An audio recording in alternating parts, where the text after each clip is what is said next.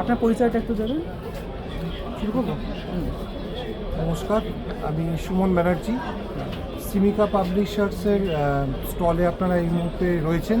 বইমেলা 2026, আমাদের stall number 150, gate number 2-এর পাশে। সিমিকা পাবলিশার্সের জার্নি 2018-তে শুরু হয়েছিল। অ্যাকচুয়ালি তার আগে অনেক দিন আগে থেকে প্ল্যানিং চলছিল, কিন্তু 2018-তে আমাদের প্রথম বই শুরু হয়। তারপর তো মাঝে অতিমারি, কোভিড, লকডাউন।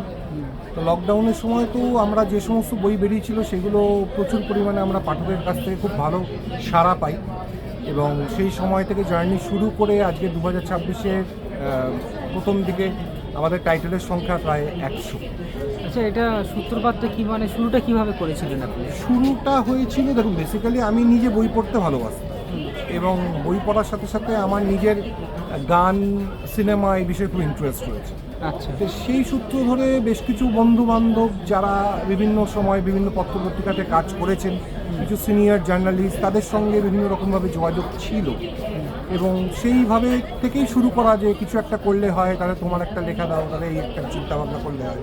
আচ্ছা। তো মূলত আমাদের নন ফিকশন দিয়ে চালু, নন ফিকশন বই দিয়ে, এবং বিশেষ করে সিমিকা পাবলিশার্সকে যারা চেনে তারা কিন্তু নন ফিকশন বইয়ের জন্যই চেনে। এবং সেই সময় আমরা সত্যজিৎ শতবর্ষ পেয়েছিলাম, এবং ওই সময় তো সত্যজিৎ 100 বইটা আমরা প্রথম বার করি, তারপর একাধিক সত্যজিৎরা আমরা প্রচুর বই বার করেছি, সেগুলো খুব ভালো পাঠকদের কাছ থেকে মানে ফিডব্যাকও পেয়েছি।